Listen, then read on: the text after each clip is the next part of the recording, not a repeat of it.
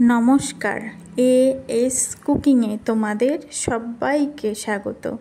বাঙালির অতি জনপ্রিয় আলু বড়ি মাছের ঝোল দেখতে যেমন সুন্দর, খেতে কিন্তু অসাধারণ হয়।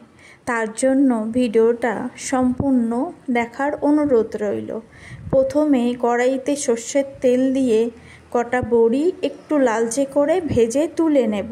বড়ি সবসময় সর্ষের তেলে ভাজলে খেতে টেস্টটা দারুণ হয়।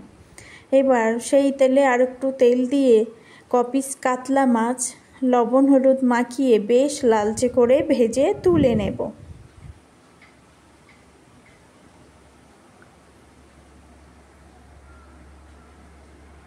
এবার কড়াইতে তেল দিয়ে অল্প গোটা জিরে ফোড়ন দিয়ে দুটো কোচানো পেঁয়াজ দেব।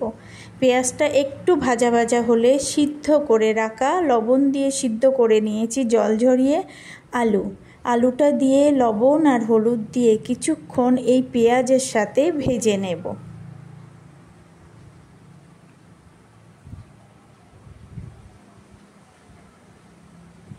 ভেজে নিয়ে এবার দেব টমেটো কুচি।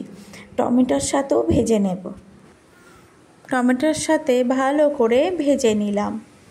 ভিডিওটা ভালো লাগলে অবশ্যই লাইক, শেয়ার, কমেন্ট করে জানিও কেমন হলো, আর সাবস্ক্রাইব করে পাশে থাকার অনুরোধ রইল। ভেজে নেওয়া হয়ে গেছে আলু পেঁয়াজের সাথে পরিমাণ মতো দেব জল। জলটা পরিমাণ মতো দিয়ে বড়ি আর ভেজে রাখা মাছটা দিয়ে দেব। দিয়ে কিছুক্ষণ রান্না করে নেব। রান্না করে নিয়ে কটা চেরা কাঁচা লঙ্কা দেব আর অল্প একটু ঝাল লঙ্কার গুঁড়ো দেব।